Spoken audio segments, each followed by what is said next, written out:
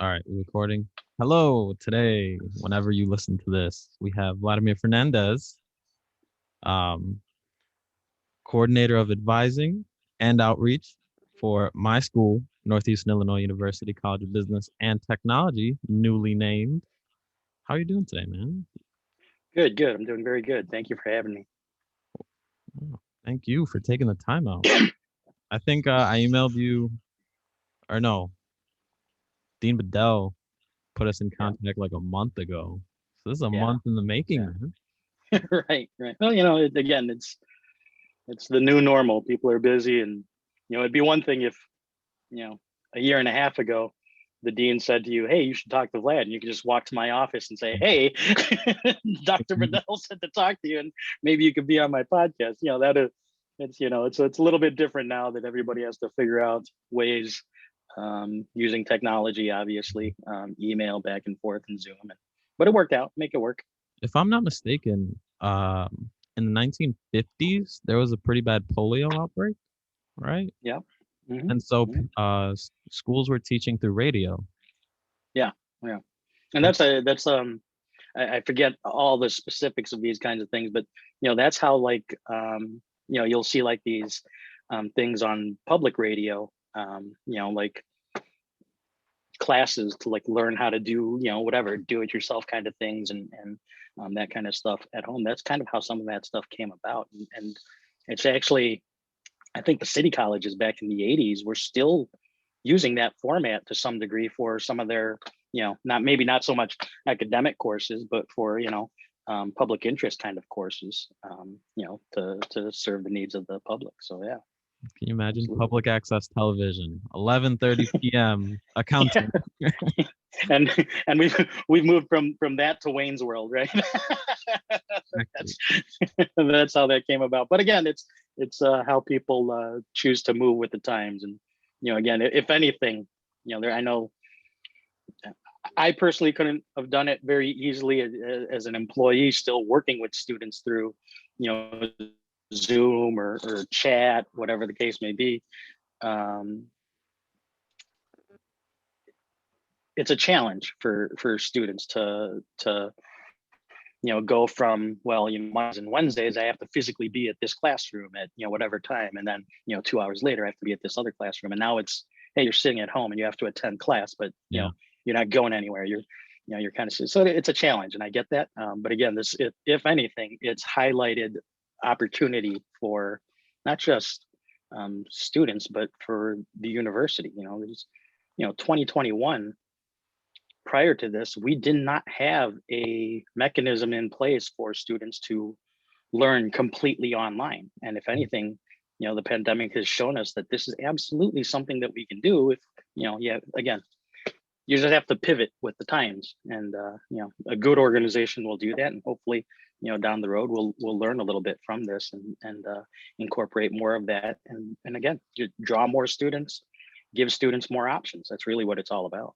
If I'm not mistaken, Dean Bedell, he said that in winter of 2019, he just bought a bunch of stuff to teach Yeah. online before Yeah. knowing there was going to be a worldwide pandemic. Yeah, yeah, it was fortuitous, for sure. We had bought, so we were looking at upgrading some classrooms. So the history on that, in our college, we used to have for a number of years a program that was at the University Center, which is a conglomerate of schools at the College of Lake County. And there's schools from all around the local area, Midwest, state of Illinois. And they all would have courses physically there at this building adjacent to the College of Lake County, which is a community college up in Northern Illinois. We were offering courses there by having one of our instructors drive up there and teach a course. Now, the problem was, more often than not, there would never be more than, a handful of students in any of those classes. And we figured, well, there'd be a better way to do this. And we talked to some of the people there, and we established a system where we essentially video conferenced a classroom from Northeastern, from the main campus, up to Lake County. And, once a week or every couple of weeks, I'd go up there and just sit in on the classes and just make sure that, to help make those students understand that even though they're not physically on our campus, they're absolutely a part of our college, part of the university, just so that they got that experience in terms of, working with somebody, a staff member from the college, providing advising, that kind of thing. So that's kind of how that came about. It required us to use classrooms on campus that were already designated as these video conference classes. And there's a couple of them in LWH, and one, I think there was one in our building, the College of Business. So in the fall, Dr. Bedell said, you know what, we can find a better way and do this, more. And we had bought some equipment, some cameras, some laptops, and we were looking to do this. And we weren't actually looking to do it like right then in the spring semester. It was something that we wanted to grow, because we no longer had that program up in Lake County. So it was something that we wanted to do, to be able to grow and provide access for more students. And all of a sudden the pandemic hit and Dr. Bedell looked like a genius. So, again, a very fortunate situation for us to turn what could have been a very disastrous situation to a very good situation, because, again, not only for students, but for faculty as well, that they're, faculty that, have been teaching long enough that they're just not comfortable using technology. So for us to provide a classroom where they could physically come in, somebody could sit there and man the computer, help log them in, manage any chat information going on with the Zoom session, and allow that instructor just strictly focus on, let me teach in front of this camera, and provide a familiar atmosphere to them. So that kind of really worked out to do that. And the bonus was, and again, the resiliency of people is, faculty members that 2 years ago, if you were to tell them, hey, we want you to start teaching classes, online via Zoom, and there would be so much resistance to that. And now, this one of these instructors, now he's completely comfortable doing it. He's absolutely comfortable doing it. He would have never been exposed to that if not for being put in this very uncomfortable situation. And sometimes, again, as with anything in life, sometimes change comes about because you're looking to make positive change, and sometimes it comes about because you're forced to. And that's kind of what happened in the situation.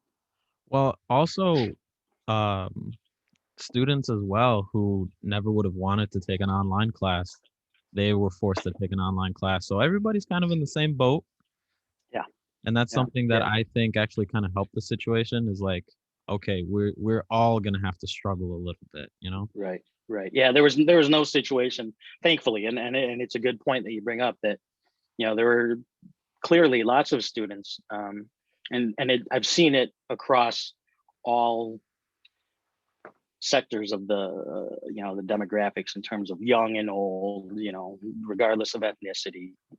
There are just people that would not normally be comfortable sitting in front of a computer and trying to learn that way without physically being in a classroom with a teacher or other students.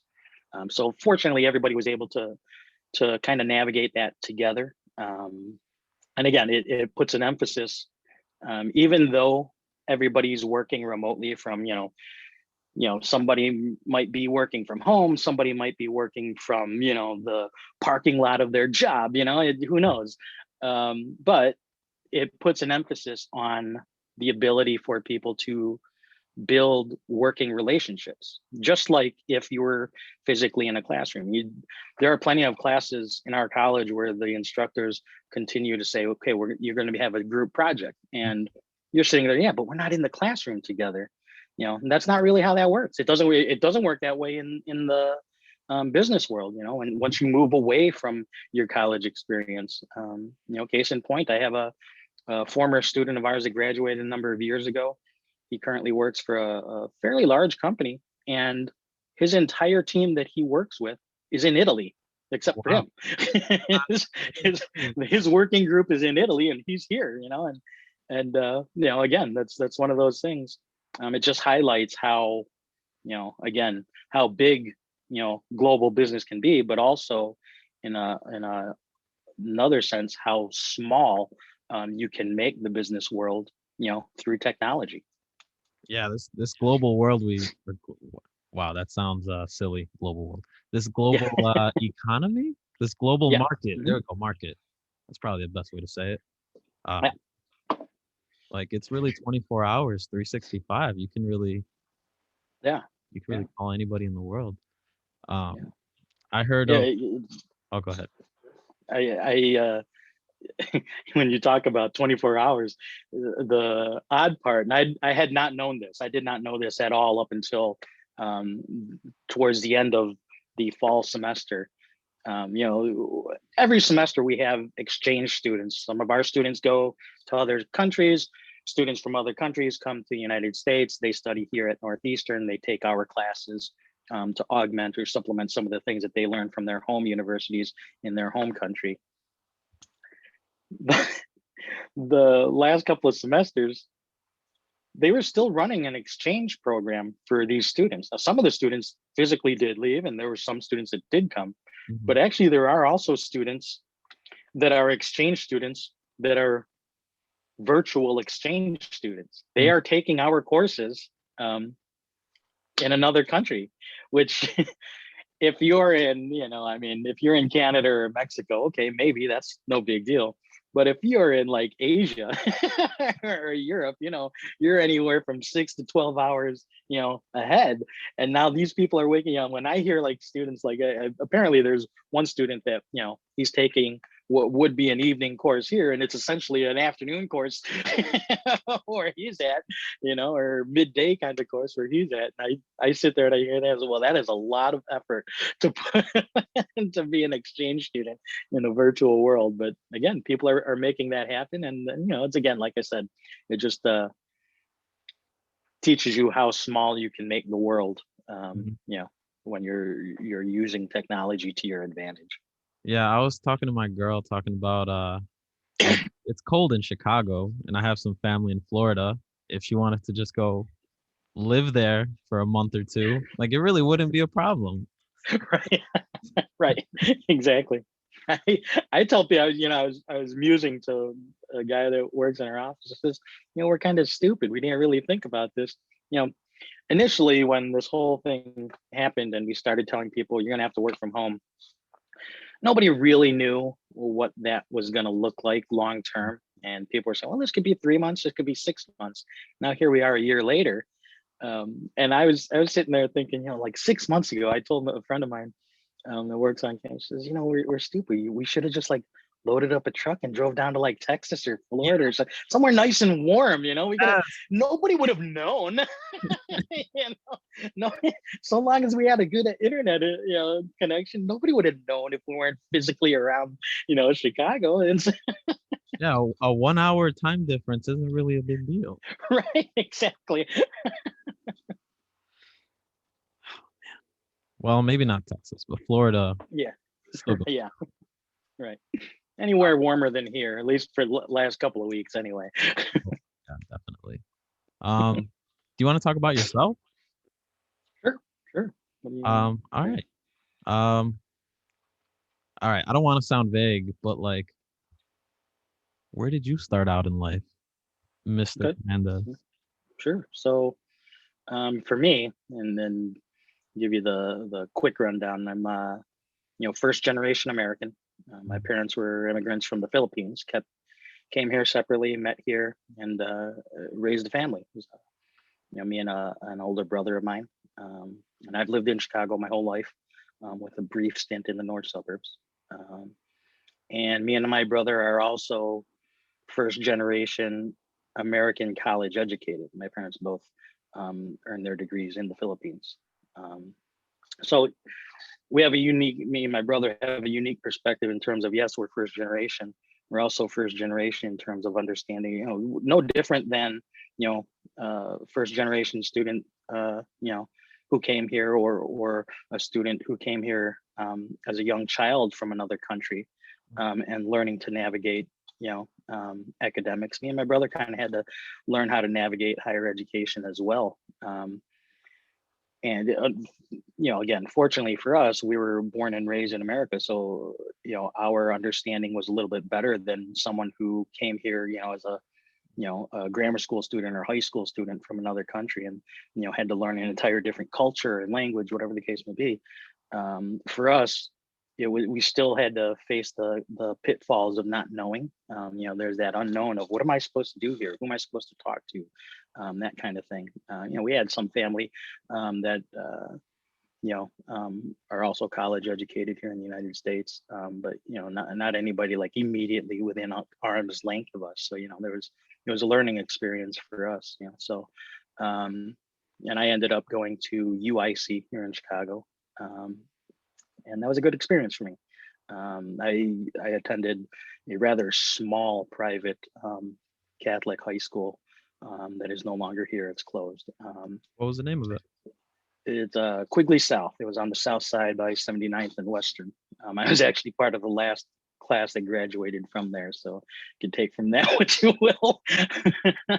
But I ended up going to UIC. I had an amazing experience there. I met my best friend there.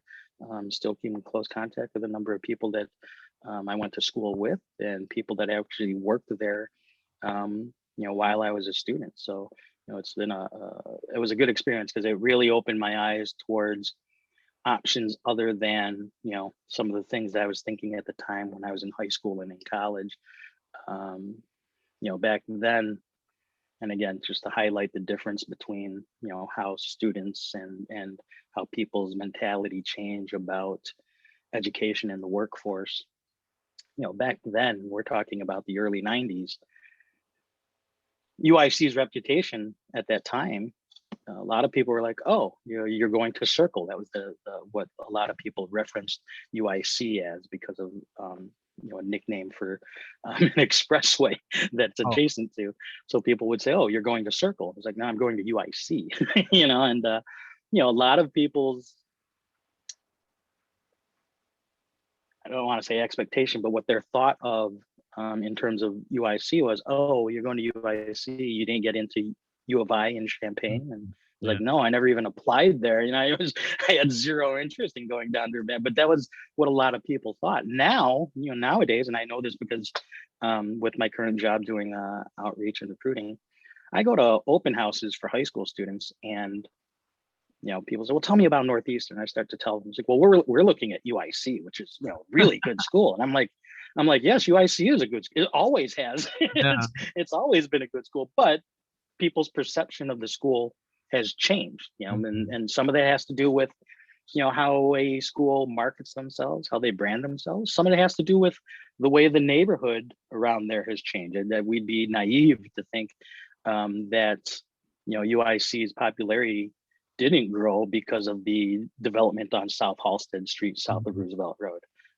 Had that area stayed the way it was without the $500,000 condos, where Oprah lives and where the general manager of the White Sox lives, people would have a different expectation of what UIC is if that doesn't happen. And like I said, it'd be naive to think that didn't play at least some part in that. But at the end of the day, and I say this with complete belief in this, having been someone that went to school there, I worked there, I still have ties to that university with some of my activities. Absolutely, the education there, for the most part, is still the same. It's still the quality education that you would have gotten in 1996 when I graduated versus today. Is there a lot more opportunity? Sure. Have things changed? Absolutely. But at the end of the day, the quality of education there is no different. Just like here at Northeastern, and I say this without reservation, and especially when it comes to business schools. When we got accredited through AACSB, I tell people all the time that fact alone ensured that the education that a student in business will graduate with a degree that is on par with the business degree from any other school. And I tell people, why is that important? Well, it's important because the fact of the matter is you probably paid a fraction of the tuition and fees that other students have. And that's, again, that speaks to the quality of education and our commitment to, getting and maintaining that accreditation. So, for me, that's what I see in that regard. In terms, going back to, the initial thought of, how I came to be. I I always tell students when I used to do advising on a daily basis, and I used to see a large group of students as their advisor, and people would always ask me, well, where did you go to school? "Oh, I went to UIC." And after a while, it was it was kind of funny because some of the students knew, and this is how I feel about this. If I was speaking to a group of students, whether it's a small group of students from a student club, if there was some meeting on campus and somebody asked me to speak, and somebody would say, "Well, tell us about yourself," and at any time I would say, "Well, I'm Vladimir and I went to UIC," there was always that group of students that would boo the second they heard UIC. And I applaud that. I absolutely applaud that, because at the end of the day, you should be proud of where you're at, regardless of the reason that you're there. If, you know, and again, I say this because I saw it firsthand having to attend these accounting classes when we used to teach those up in Lake County. I know how hard our students work in terms of business courses. I know the challenges that exist in terms of, not just our students, maybe first generation American, first generation college educated, but also just, the majority of our students work while they go to school. So that's a challenge also in and of itself. So I know the challenges that our students face. I know what an uphill battle and seemingly at times how insurmountable that can be. So when I hear students boo and I say, "Well, I went to UIC," and they boo, and I absolutely want our students to take pride in the fact that they're graduated, that they're attending and graduate. They will graduate from the College of Business and Management Technology at Northeastern Illinois University. You should be proud of that, because not everybody can pull that off. And if you are a student that came here, your parents, came here from another country, you were born elsewhere, you learned English as a second language, and you learned to assimilate into American culture, you got through high school and you made it into college, and you graduate with a business degree in particular. And I always give just the slightest little edge to accounting students, only because I've seen that program. I literally have sat in on almost every class in the accounting program at some point, in every course at some point. So I know what that entails. The material that was clearly over my head in terms of what was happening. But I sat through them because I was supporting the program at the time. So I know what that entails, and it's not easy. It's not easy at all for anybody. It's not easy for students that were born and raised in the United States whose parents are accountants.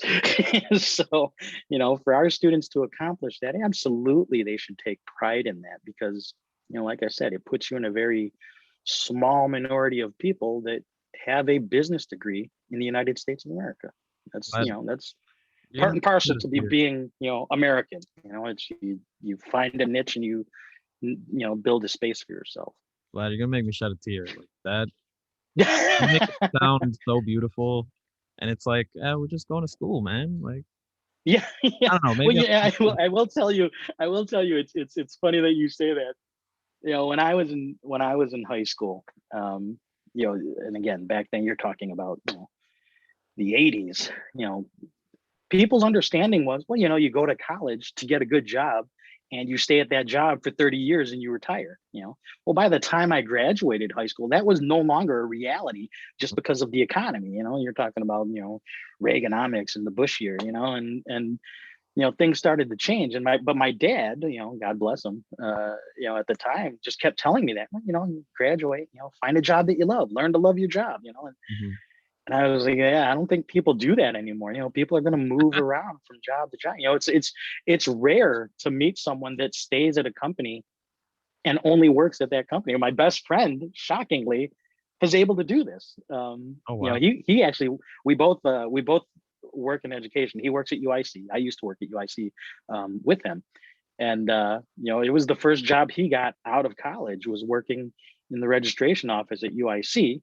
And he's moved around to different areas. He's been an academic advisor for engineering, of all things, He was a supervisor in records.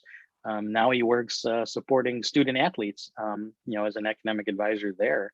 He's been there for, close to 25 years. And that's, rare for someone to stay at one place. He's moved, like I say, he's moved in within different organizations within that place. But it'd be rare for someone to say, when, like if you took a job at, name a place, some bank or, a large company, and you worked there for 25, 30 years, that doesn't happen often enough that you can sit there and say, see, you just got to do that. No, the likelihood is more often than not, for someone to maximize their earning potential, you're probably going to move from an organization that you're working for to some other organization.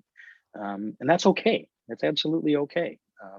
I tell our students, when people ask me this, honestly, you probably should look to do that, because it will at some point give you the opportunity to maximize your earning potential. Because the worst thing that you can allow yourself is to be complacent, and somebody say, well, I just really like it here and I'm just going to stay here. And you fall into that mindset. And I hear people say this, and not just from the outside. I've heard this at Northeastern, at UIC. People sit there and say things like, well, this, it'd be like if I said something like, well, the college of business, they couldn't get by without me. That's why I stay.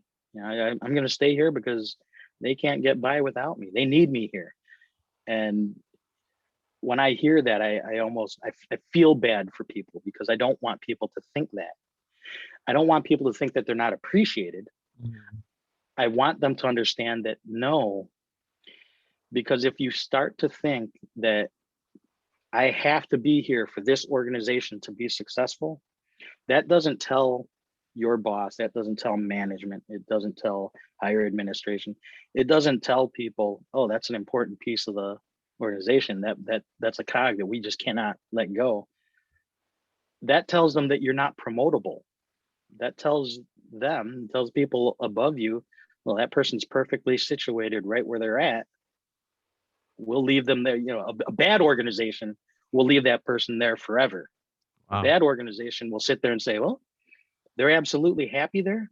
We'll let them stay there, and we'll work out, what minimal amounts of money that person can continue to earn year after year. I don't want that for people. I've had staff members absolutely loved having them work for me.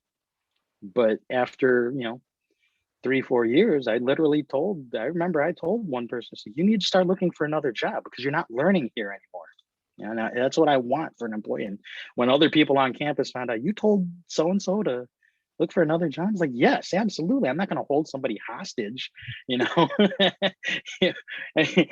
as much as I would love to believe that it's fantastic working for me, there is better opportunity out there, and again, like I said, for someone to maximize their earning potential, sometimes you have to do that. And again, change being as scary as it is, as we've learned with the pandemic, same thing for job, your job, your career path, your professional growth.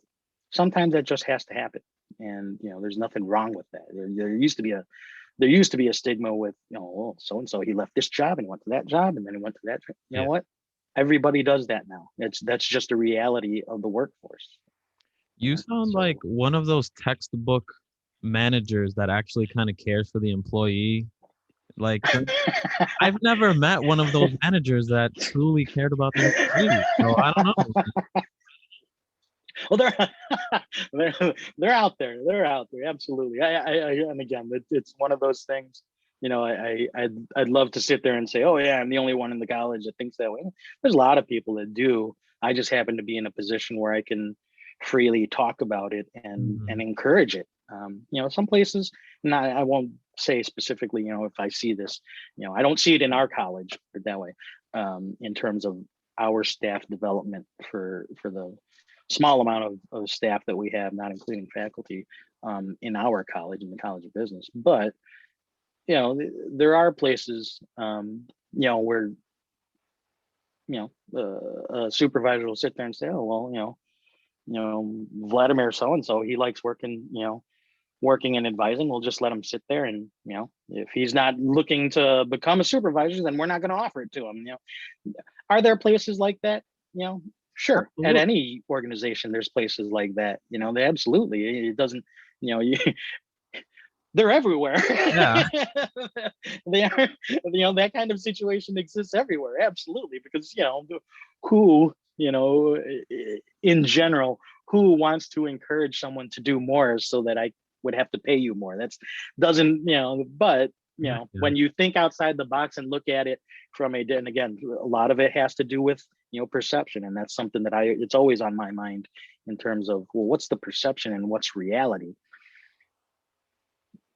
Lots of managers, their perception is, well, I'm just not going to pay this person, or I don't want to pay this person more, so we'll just find a way to get around doing that. If they're happy doing what they're doing and sitting where they're at, then that's what we'll let them do. Conversely, if they think outside the box and sit there and say, well, this person really does this job pretty easily and does it really well, maybe we can use that to our advantage, and you pivot. Like I said, it's something that I'm always telling people, you got to pivot. Find a way to use that person as a resource. Maybe the idea is to expand and have that person train other people so that you have more of the same kind of attitude. I would rather do that than keep, I would rather take one good employee and have that person become infectious with the rest of my staff than to sit there and say, well, I'm just going to hold on to that one employee because that's fantastic having that one employee working for. No, I want like lots of that employee, and again, that's just a mind growth kind of thing. It's something that people need to open their eyes to in terms of, well, what can we do to change things? What can we do to make things better? And when you sit there and say, well, let's just continue to keep things the same. Oh, that'd be great if we lived in a vacuum and the world stayed the same. But it won't. The world will continually change whether you like it or not. If you're not willing to move with that, you stagnate, and that's how you end up actually hurting yourself more than helping yourself. So there are people on campus that have worked for me that have moved on to other places, and the greatest thing, the greatest reward is when the person that former employees of mine report to come back and say, oh, it's great having so and so here. I understand that they used to work for you. It's like, yeah, they did.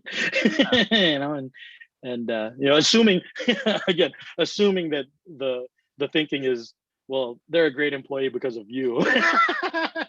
It's like, oh yeah, absolutely. I totally had a part in playing that. I don't know, man. Good management definitely makes a huge difference. I mean, so does bad Absolutely. management. And it's funny because Sure. you said change is gonna happen no matter what. And I'm sure of, without getting into specifics, stories where middle management wanted no change whatsoever. Yeah. I'm 26. I've had nothing but middle management, right? As my supervision. And the horror stories I could say that I will never actually say, but I'll joke with my girlfriend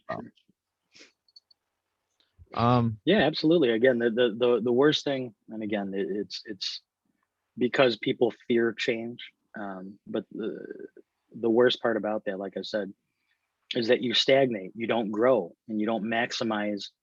The individual doesn't maximize their earning potential. They don't maximize their ability to learn within their profession. But the organization doesn't maximize the resources that they have. And people, employees, are resources. They are a resource. And when you don't maximize what you can get from that person, even if it means potentially losing that person, then you're not growing as an organization. And that's that's a sad thing when people rely on and you hear it everywhere, when people rely on the idea, well, this is how we've always done it. Well, I hear that so much. that sounds theoretically, that sounds like a good idea. Oh, well, it just that might make it simple. Maybe that's the most efficient way.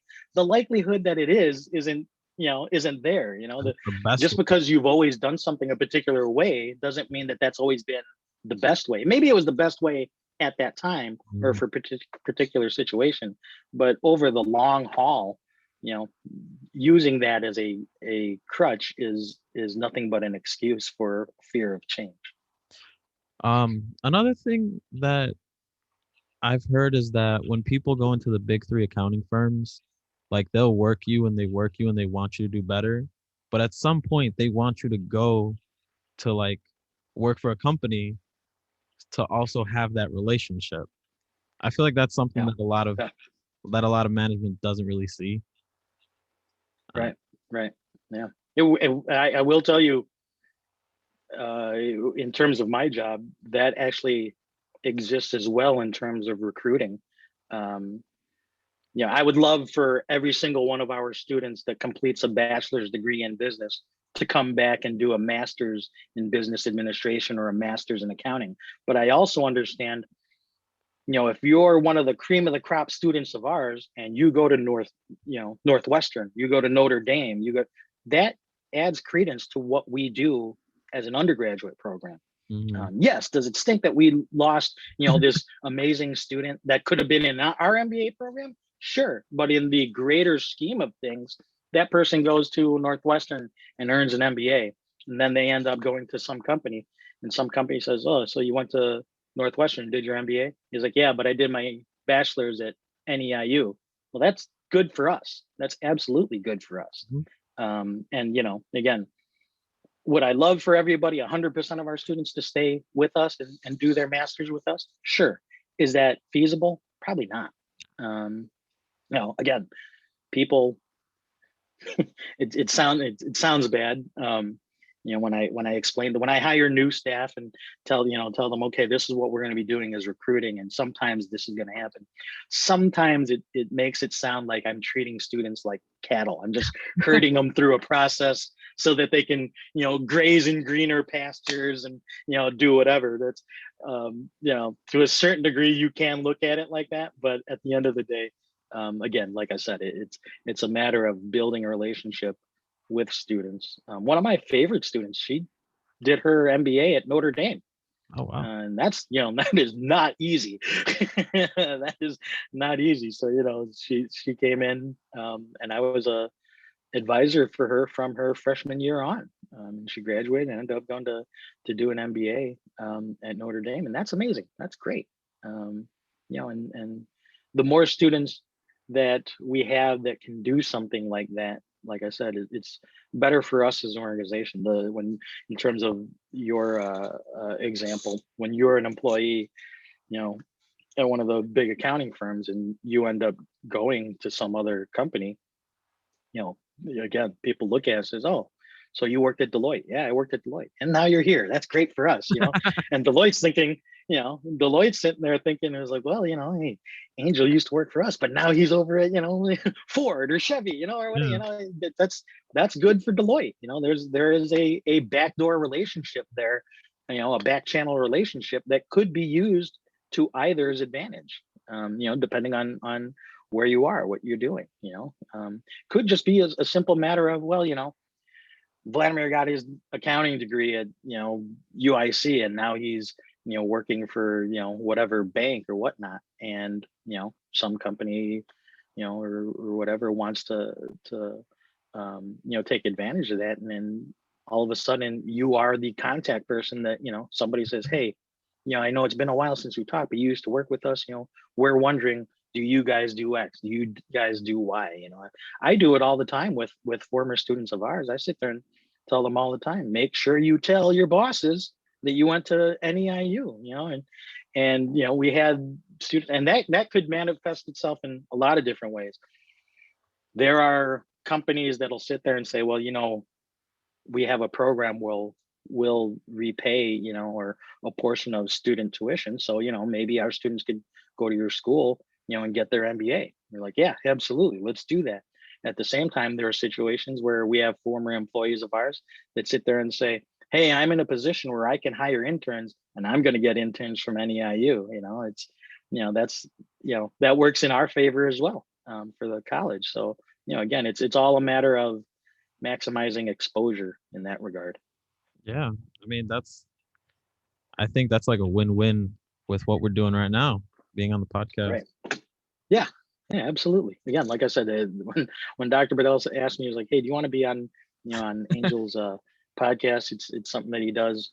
And Dr. Bell literally was like, "I've been on a couple of times." I'm like, he was like, "You were?" And he was like, "Yeah." He was like, "Is that good for us?" It was, maybe I should go. He's like, "If you want to go, I'll put you in touch." I was like, "Yeah, absolutely, put me in touch." It never hurts to like I said, it's always a matter of finding different ways to do the same thing. It used to be in terms of outreach, um, you work an open house, you go to college fairs, you make high school visits.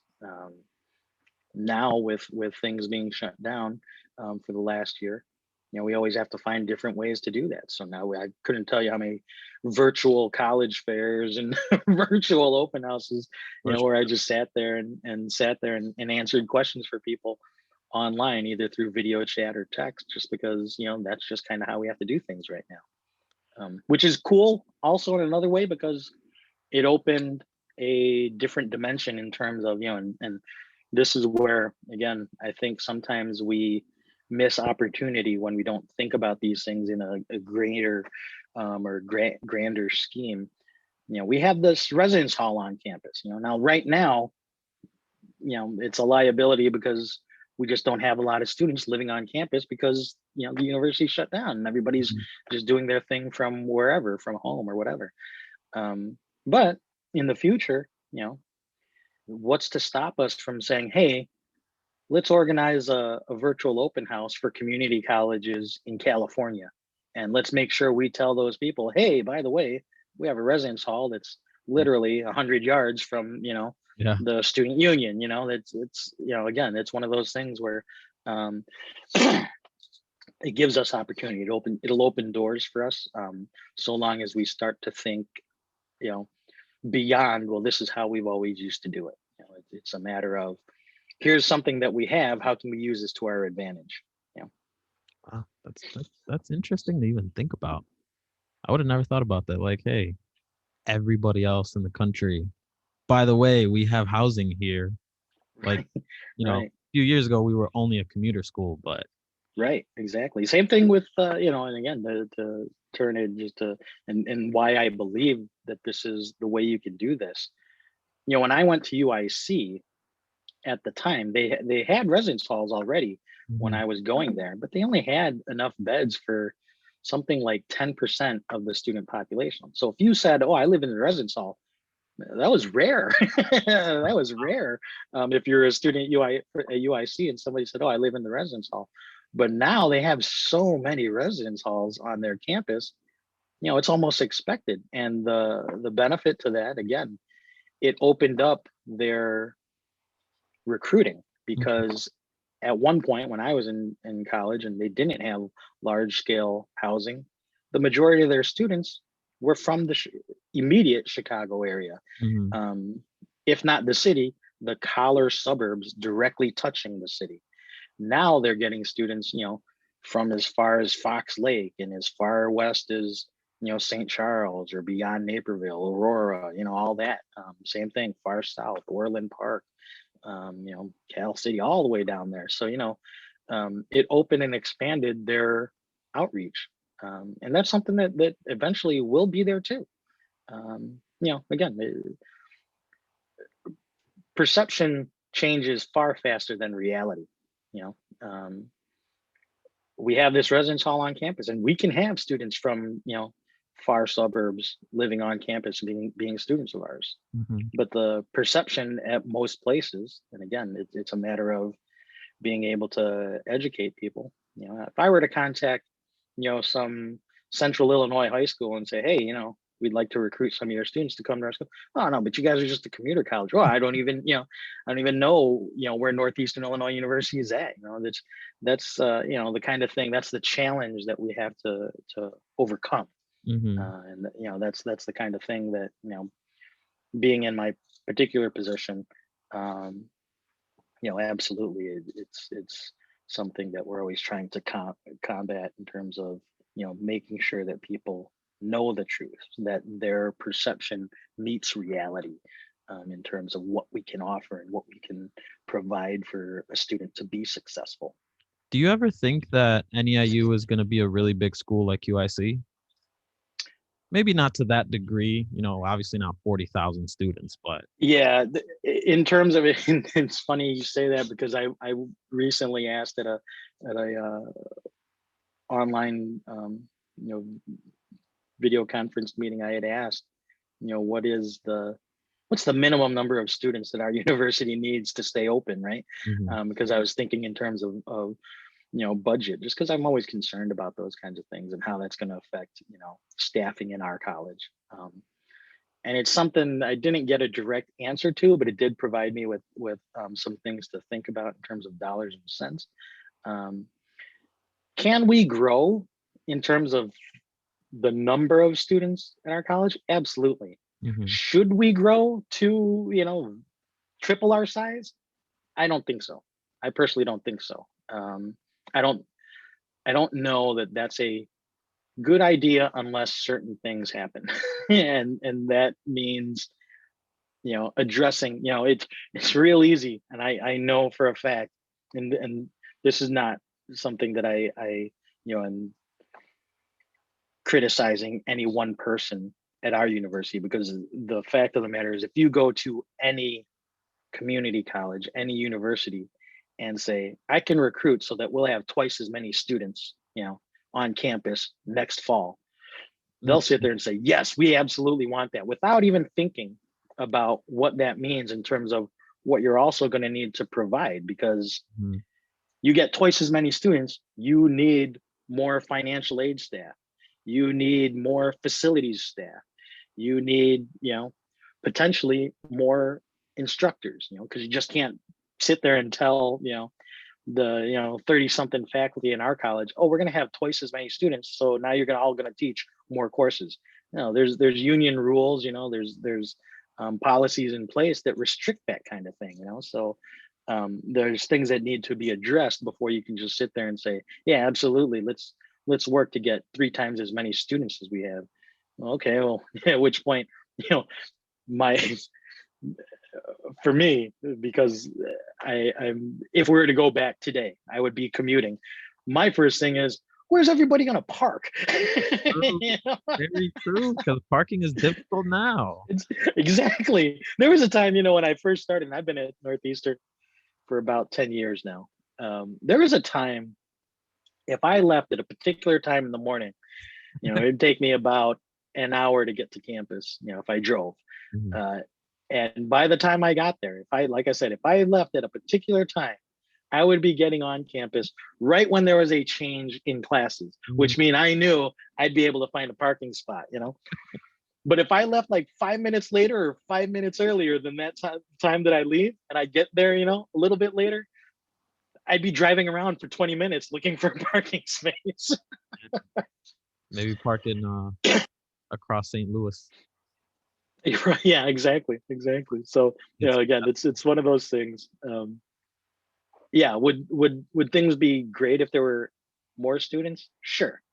How many more should be identified before we start sitting there saying, let's go after, thousands and thousands of students? That's not it's a solution, but it's not a great solution, or it's not a well thought out solution. I'm a big proponent of having a plan of action before you start saying, oh, let's do X, Y, and Z. Well, what's the repercussions when X, Y, and Z happens? I always want people to have an understanding of what that means, because if we don't have a good solution, we go ahead and say, oh, a year from now we sit there and say, oh, well, Northeastern, year and a half ago we had 7,500 students, 8,000 students, but now we've got 16,000. That's great. Well, yeah, on the surface it sounds, you go around and say, hey, we've got 16,000 students, but then you go to, like, Yelp or Yahoo, and somebody starts putting there, oh, I attended Northeastern and there's so many students but no financial aid advisors, or there's yeah, there's no scheduled. parking, and the last thing I want to do is create some other problem because we didn't think it through. Yeah. There's, like I said, there's always something that happens when you change one particular thing, and if you don't address them appropriately, it can come back and bite you. And that's, you don't want that. It's not, that doesn't make it worth your effort. If somebody tells me, hey, Vlad, we want you to recruit more and get more students here. Okay.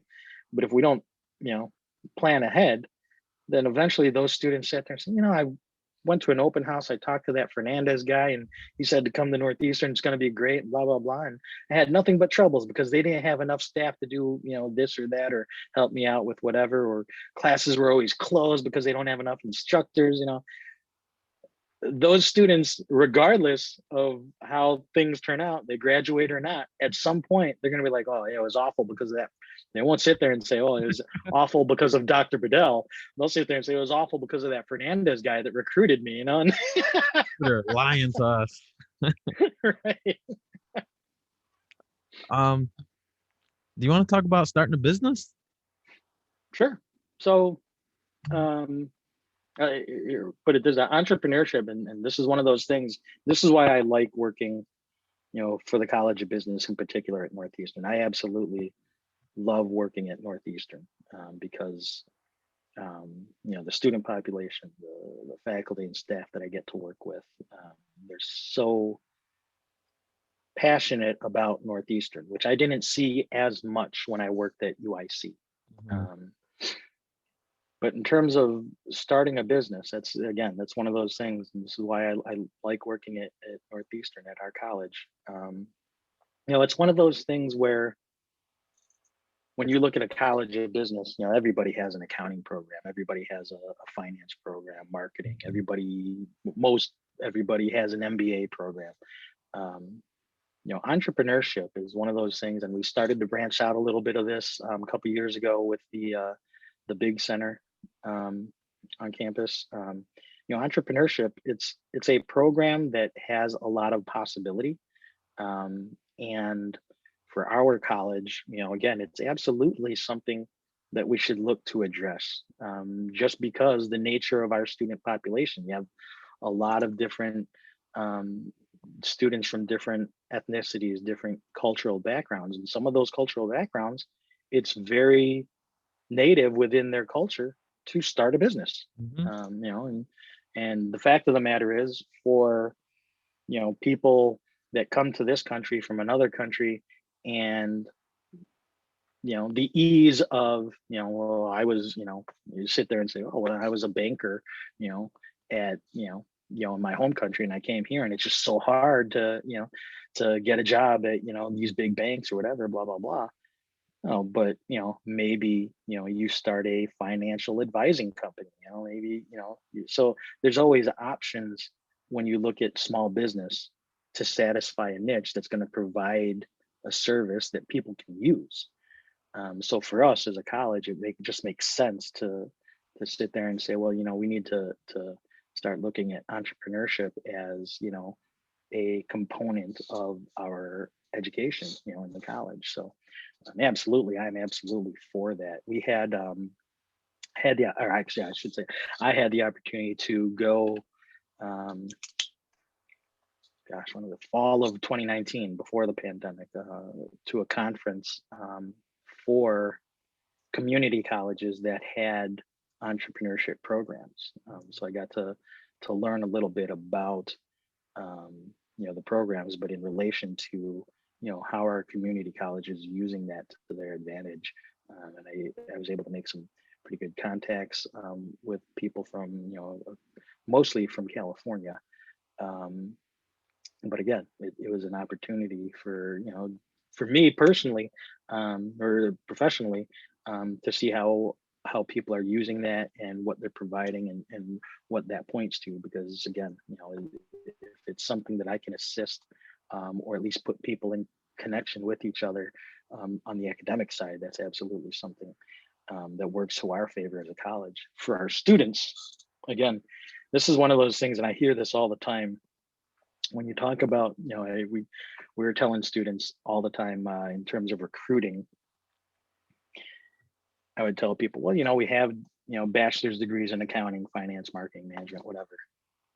But we also have a bachelor's degree in general business administration, which allows you to take courses in all the different disciplines in business, which if you're looking to start a business, that might be something that you want to do. Now I would hear people from arts and science would sit there and literally, I heard a guy say this once to a group of students that they were high school students visiting the campus.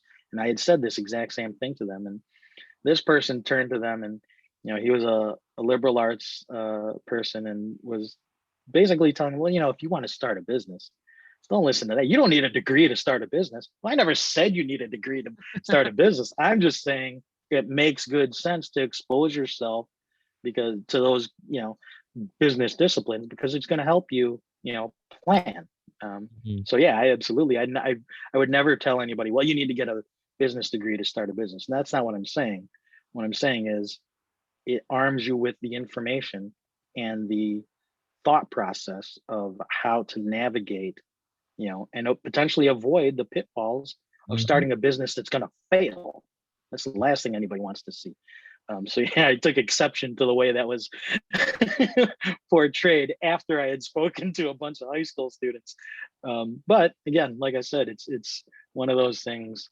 Not everybody thinks of it that way. They Mhm. sit there and hear, well, start a business. You don't need a degree. You just need a good idea. Well, sure, always, but it always helps to have a degree. I still have, you know, reservations when people tell me, well, you don't need a degree to do something. When do you not need a degree? I mean, do you need it? No, but how does it hurt you? How does educating yourself hurt you? It doesn't. Again, like I said, and this is why sometimes people don't understand this, and you kind of have to spell it out for them because again, they might not understand, the American educational system. They might not understand um, what's required in order to do that. Sometimes we get students and look, I just want to be an accountant. Why won't you let me just take accounting courses? And I sit there and say, because I want you to I want you to earn a comprehensive education because those non-accounting courses are going to help you develop the critical thinking skills Mhm. and the soft skills, the public relations skills, the speaking skills that make you a very dangerous accountant.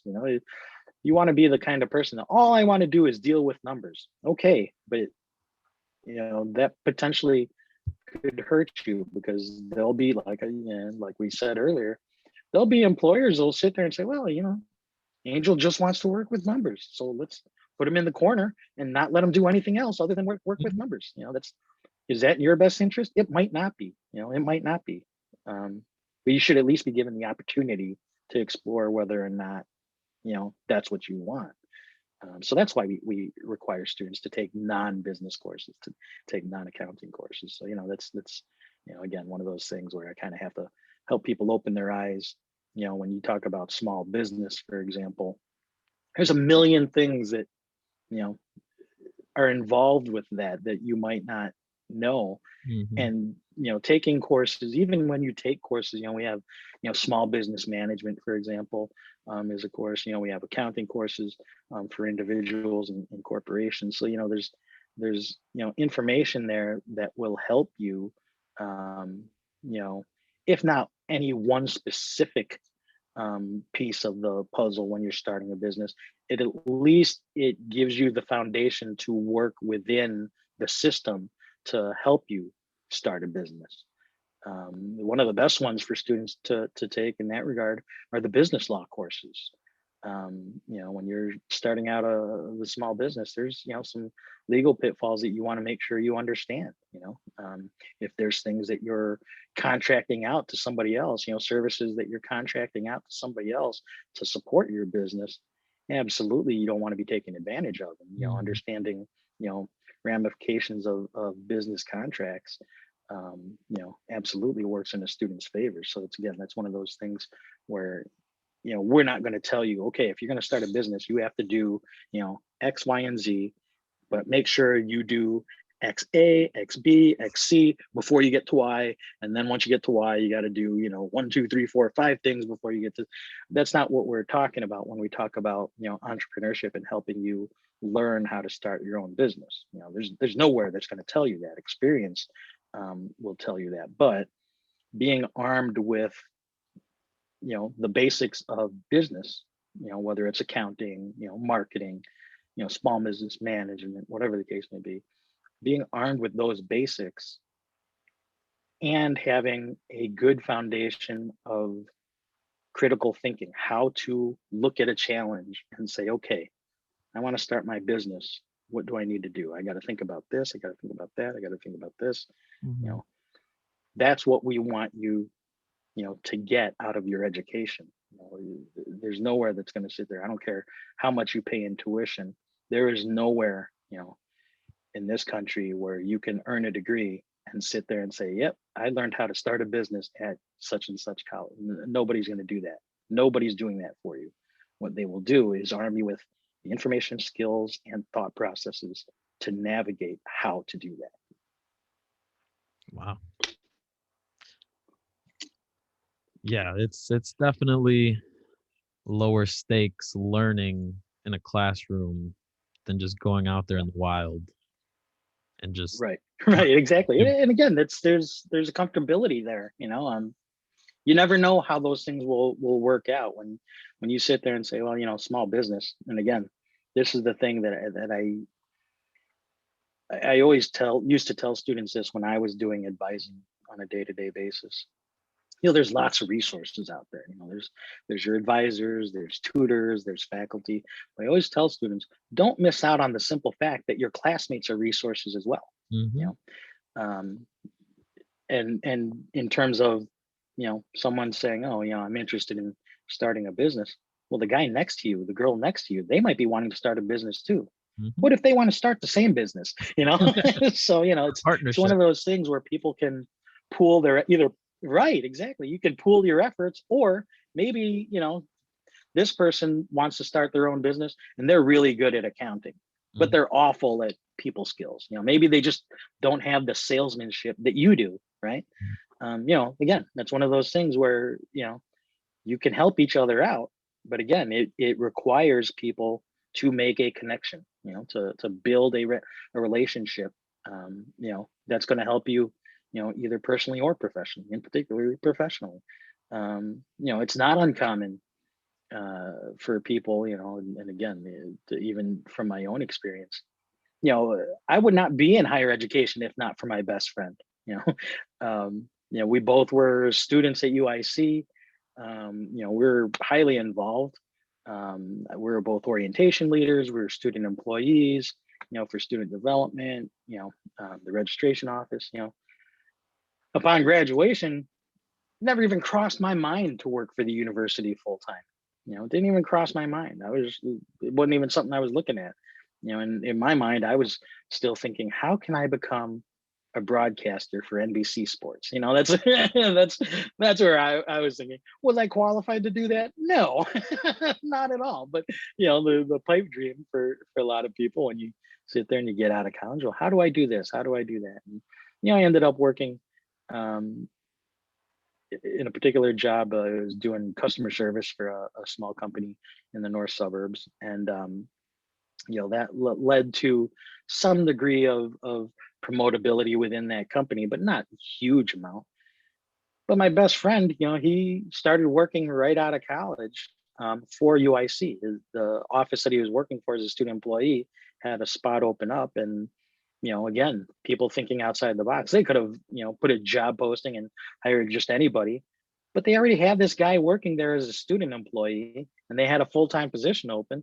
Somebody there says, hey, you know what? Why don't we just offer this to him and let him move into this position full-time? He just graduated. So that's what he did. Well, a year later, he ends up moving into a supervisor role in the adjacent office for a records office, separate from where registration's at. So his position became available. And he was like, hey, and I knew who his boss was. And he's like, hey, they're going to be hiring for this position. You should reach out to Natalie and talk to her. And, one thing led to another. Next thing you know, I'm working at UIC, that's how I got into higher education. And I was there for about 4 or 5 years. Then I left, and then I came back. I was working at the College Lake County. I worked there for a year, and then I came to Northeastern. So it's kind of, circuitous how that all works out. Because again, if not for my best friend saying, he knew I was financially happy at my job, but in terms of being professionally happy or not wanting to have to deal with a, hour and 15-minute drive every day out to the north suburbs. He was just like, hey, they're going to hire for a position in my old office. You should talk to somebody about it. Sure enough, I reached out to his boss, and his boss was like, yeah, Lewis was telling me that you were thinking you might be looking for a different job. He's like, sure. And there I am. So you never know. In small business, absolutely, people that are looking to start a business, to jump out and strike out on their own, absolutely.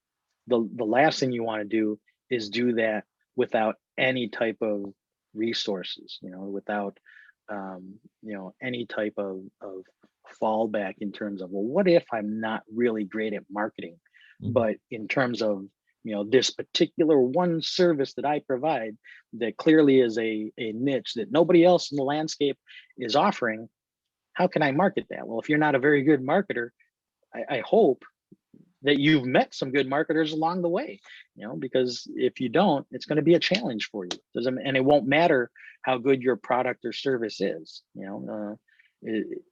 Those other things that you might not think about matter. So you want people to have a very good idea. You don't want people to have tunnel vision when it comes to, oh, I came up with this great idea, and it's something that nobody's ever thought of, and it's fantastic, but you don't know how to do paperwork to pay people. You don't know how to brand yourself. You don't know how to market you. If you don't have those things, then it really doesn't matter how. There's a million great ideas out there that fall by the wayside because people didn't take advantage of the resources around them. So that's one of the things I hope. Like I said, the best thing a student can do, I hope students do this, and for the most part, a lot of the students that I've gotten to know as they've progressed through their academic career at Northeastern, if you come to Northeastern and you don't really know a lot of people, I hope that you graduate knowing a lot of people, because that more than anything,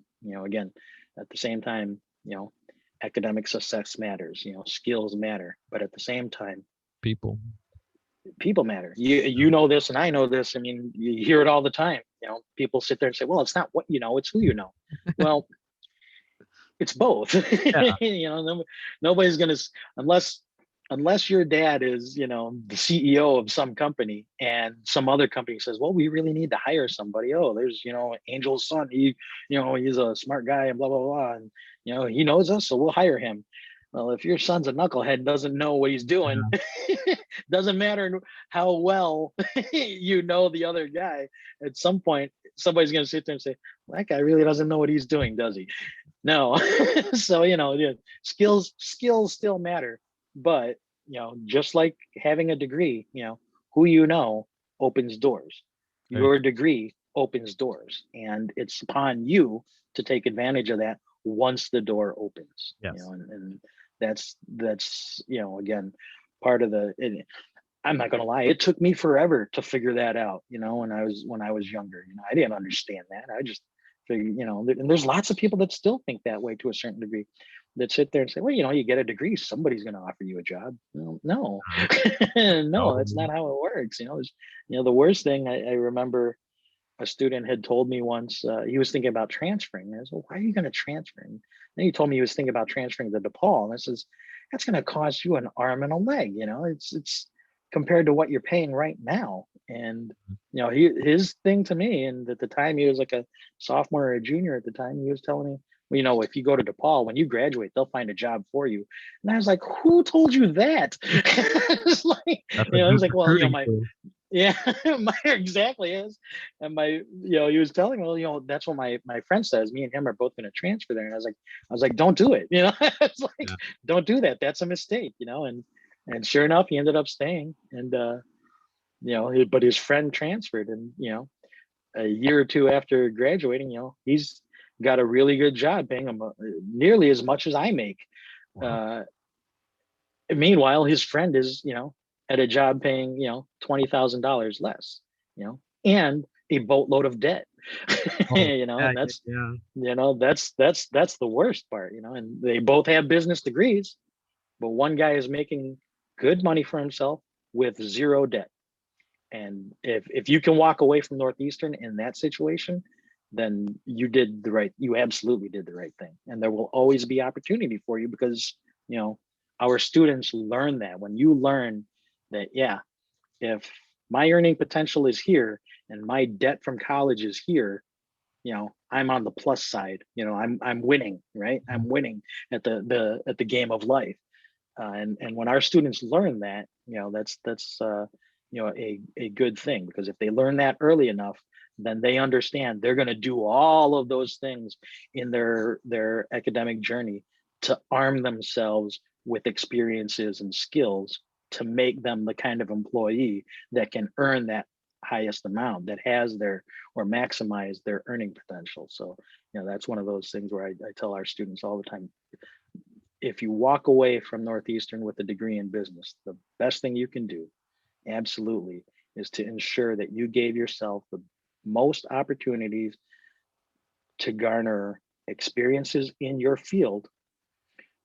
And that might be an internship, that might be an externship, that might be, whatever the case may be, just working on a project with people in, a couple of your courses in your particular area or major area of interest of study. If you walk away from Northeastern with your degree and experience and an open mind to look for opportunity, and how to maximize, your potential in any of those given situations, then that's when I know a student figured it out. That's and I see that. I see our students do that, and again, it's one of those things, that you don't see that at every university. When I worked at UIC, again, it was a much larger school.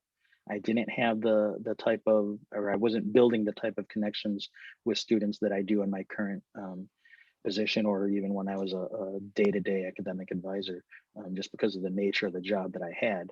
But at the same time, of the students that I did get to know while I was working at UIC, a lot of those students graduated without doing that, without learning that, hey, it's more than just, I just got to get my degree and I'll be good. And our students learn that because, again, our students are,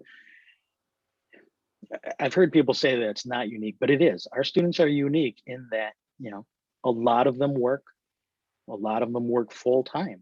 Mm-hmm. A lot of them have families. A lot of them, already have that mindset of, I got to be up at 5:30 so I can be ready to walk out of the house at 6:30 so I can get to work, get to work a little early and knock out some stuff I got to read before I work. And then I got to make my way to class and do this and do that and whatever. So a lot of our students already have that in their mindset, and employers recognize that. They recognize when a student comes from Northeastern and they have that hit the ground running kind of mentality. It's like, oh, you're hiring me to do an internship? Great. What do you want me to do? What do I need to do? What do I need to learn? What should I already know? And that's a bonus. That's +1 in our favor when it comes to our students. Yeah, I know pretty much almost everybody that I've met that goes to school at Northeastern is in that situation where it's like, Yeah. gotta work, gotta go to school, not a lot of Right. fun time, but it's gonna pay off. Right. Exactly. And again, that's it's common at our university at Northeastern. Yeah. Not to say that it's uncommon at other schools, but the likelihood is, and I've seen it even on the academic level. We have an instructor that came from another school. It was a private institution here in Chicago, and I went to rate my professor, which I hate that kind of thing. Rate my professor. You got to take it with a grain of salt when you're reading that. But I went to that and I said, well, why is this? And he's a nice guy. I've known him for a number of years now. And I said, why is he here? He was at Loyola. He had to be making better money at Loyola, right? And I looked at it and nothing but complaints, from these students from his time at Loyola, and things were saying, oh, he makes you do too much work. He's, the class is too hard. This and that. Blah blah blah. All these complaints. I'm reading these things, and then I think to myself, and I know this just because I handle a lot of the registration issues when it comes to his class fills up every semester at Northeastern. Our students love him. And I find it hard to believe that he showed up in Northeast. Well, you know what? I'm just going to make students work a million times less than I did it. No, he's teaching the class exactly the same as he taught it at the other school, you know. But our students love him because, one, they appreciate what he brings to the classroom. And clearly our students are more, geared towards, okay, well, this is what's required to pass the class. And that's what I'm going to do. I'm going to get this done. I'm going to do that. Our students have that mentality. And, that's not, say what you want about our students. If they have that in their back pocket, they're going to be okay. They're going to be okay. And, again, it's just a matter of, arming yourself with those other components. If you have a great work ethic, if you already are at that point where, you're further along in life and you said, it's in my best interest to have a degree, absolutely go get that. It's not going to guarantee success, but I know it works in your favor. Yeah. It's better to have it than to not, because at some point, like everybody says, the guy that you're competing with is currently doing something to get ahead of you, whether you know it or not, that's what they're doing. So you might as well arm yourself with as much, information, with all checking all the boxes that a potential employer would be looking for. Make sure you have all those things, and highlight, again, getting back to how big, the world is physically, but how small it is in terms of the global economy and in terms of being able to connect to people halfway around the world. If you have skill sets that, here you might sit there and say, well, I always hate it when I hear this. Well, my parents came here. I was born in, such and such country, and my parents came here, and it's hard, and this and that. I was like, yeah, I get that. And then I sit there and say, well, you came here from another country, so you're learning English, or you learned English as a second language. So yes. So then you're fluent in some other language. It's like, yeah, okay, that's a plus. That's not a minus. That's a plus, and that's one of those things, again, just like, being proud of where you're currently going to school, being proud of being at Northeastern, regardless of what people's perception is of Northeastern on the outside, just, same kind of mentality. If you get a business degree from Northeastern, that's a plus. If you speak another language, that's a plus. Yeah. Those are wins. Those are wins that you can use somewhere. It might not be tomorrow, it might not be a week from now, it might not be a year from now, but at some point, those kind of things work to your favor. And it's a matter of knowing when to drop those kinds of nuggets. That's, you work in sales, for example, there was a number of years between UIC and Northeastern where I worked in car sales, for a year and a half. And I'm not fluent in Spanish by any means, but I could get through a conversation if I absolutely needed to, or at least joke with somebody in slight, in my beaten up, broken down Spanish, and they'll think, oh, that guy's pretty funny. We'll work with that guy to buy a car. That's a win. That's a win for me, and all the other salesmen that have zero experience with Spanish, even though I'm not fluent in Spanish, if that got me that one sale, that's a win. And that's how people need to approach those kinds of things. That's again, arming yourself with whatever could possibly work in your favor, and that's kind of how that is. And you have to be, again, that's one of the things that students need to learn is, unfortunately, and it's not something that I can just tell you, this is how you do it. You got to learn to think on your feet. You got to be mobile in the workplace and know how to articulate yourself and give people a reason to work with you. Can you you imagine? can do that. Can you imagine someone coming in like, "Hey, Vlad, I know you told me get this degree, but they said they didn't want to hire me because of it." Can you believe that? Right. Exactly. And it's worthless. yeah, it frustrates me when people, when they think that way, when they accept that as, you said to just get a degree and everything's going well. No, I never said that. But what I say, and again, what I'm telling you now and what people are, whoever happens to tune in or watch this, in the future, absolutely, I'm not sitting there saying, oh yeah, this is how you succeed. If it was as simple as somebody getting on a podcast and saying this is how you succeed, we would all be successful. There's everybody has their own different pathway. Everybody has their own set of experiences that they're going to encounter, that they have encountered in the past and that they will encounter in the future. And that's one of those things. Again, it's sometimes, and fair or not, but that's just the reality of life. Sometimes you just happen to be the right guy at the right time in the right place. That is true also. And that's whether you like it or not, that's just for me, I could have just stayed where I was working at, but it just so happened my best friend was like, hey, look, you're hiring at UIC, if you want to get a job in education. And for me, the great part, I was going to make less money, but get more time off. And that was like, and a guy in his early 20s, I'm thinking, that's great. I don't have to work as much. Yeah. Give me one second. Give me one second. That was, I got to put the laptop charger on. I forgot to do it. Give me one second. Sure.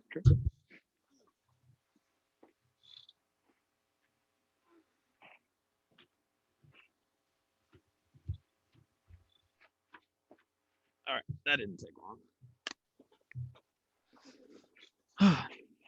long. Let me ask you this. Sure.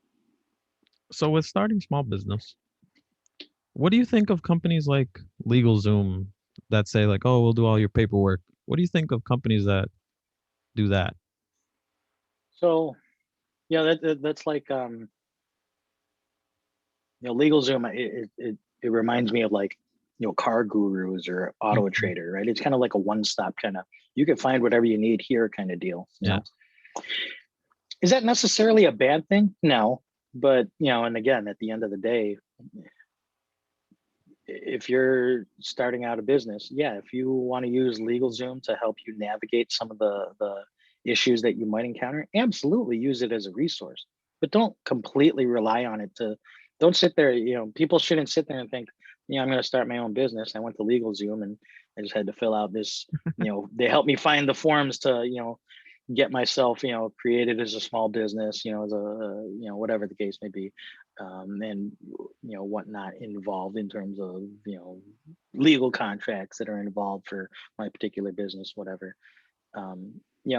Again, that's one of those things I tell students, look, if LegalZoom was the end all be all, then nobody would go anywhere else, but people do. There's a reason why, and it might be, again, it depends on the individual. LegalZoom, the thing about it is everything that it provides you, you can find on your own. Yeah. You can. It's just making it easier for you to find it, right? So it's in that regard. Like I tell, again, it's one of those things. It seems so foreign to people just because it's just not how things are done anymore. But back when I was in college, if I needed to, get an ID, if I moved, I needed to get a new ID, I had to have a birth certificate or social security card or a passport or whatever. And if I didn't have those things, well, I had a social security card, but I don't have the other thing. So, I'd go downtown, and like, hey, I need to get a copy of my birth certificate. They'd print it out for me, and they said, okay, now I got my birth certificate and my social security card. Now I could go get a new ID. And that's what I would do. When you're standing there in line and there's all these different pamphlets and all this stuff, and you just, me being me, it's like, well, what's this thing, and how to start a small business, how to be, there's like brochures on being a landlord in Chicago, so when you're, downtown at like City Hall or the Secretary of State offices, there's all these different like, brochures or whatnot. And, again, this was in the days before the internet, before email became prevalent, so, at the time I used to just pick up things all the time just to read, just to be like, you're gonna be standing in line for an hour, I might as well read, well, how do I get a license to become a CDL? How do I get a commercial driver's license? Or, how do I get a firearm owner's license? All these different pamphlets or whatever you just happen to pick up. Now all these things are on, their websites. You go to the Secretary of State website or the City Hall website, and you can navigate if you understand how to search for things in a logical manner. You can find all those same brochures online at their websites. That's where LegalZoom is pulling their information. Yeah. You know, if they know that, you know, in the city, you know, if and I don't use LegalZoom, but if you were to go there and it asks for your location, well, the reason why it's asking for your location, because if you're starting your business in, you know, Chicago as opposed to Los Angeles, there's a different set of rules that you know are going to apply. So, you know, they're going to maximize what they know about you and say, hey, you know, this you got to fill out, you know, this form and that form and whatever, you know, to meet all the requirements to start a business in Chicago versus these 5 forms, you know, somewhere else, right? So absolutely, LegalZoom has its, like anything, it has its pluses, it has its minuses. It's absolutely a good resource, but Mhm. you know, I always tell people, don't look at these things as that's the only place I need to go. Even if it was the only place, I would still double check it and say, are they the only place to go, or are they missing anything? You know, it's like, you know, there's a reason why banks have auditors, right? Because, you know, every bank has an accountant. You know, there's accountants that work in the banks, but there's a reason why they have auditors, to double check their work, you know, to make sure that they didn't miss any steps, because there's some serious, you know, fines and penalties if they didn't, right? So, you know, again, the same thing for someone that wants to start a small business. You know, absolutely, there's X's and O's that you know you need to navigate. You know, there's boxes that you need to check. You know, I's that need dotted and T's that need to be crossed. LegalZoom's a great place to start, you know, and there's a lot of resources like that. But, you know, again, that's one of those things. I would hate for a student to sit there and come back and say, yeah, I wanted to start my own business and I, you know, thought I was well on my way and I went through LegalZoom and then apparently I forgot to have insurance for my business or whatever. Mhm. LegalZoom's not going to sit there and say, oh yeah, our bad. By the way, when you get sued, good luck, guy. Right, exactly. There's, you know, make no mistake about it. Large companies have their own lawyers for a reason, because they don't want to be held responsible for something that you as a private individual, you as a private business, you know, you as a organization are supposed to be responsible for. You know, nobody else is going to take responsibility for you. You know, when you're in, you know, you're looking to do something like that. So, yeah, absolutely. LegalZoom, great place to start. Absolutely. Lots of information there. Just like anything else online. But again, you know, vet your resources, you know, then double check, look into who are they and what are they providing me, you know. Sometimes, you know, sometimes things look like a really great idea until you find out that, you know, the reason why they have all that information is they're paid by a particular, whatever resource to promote their services, Right. right?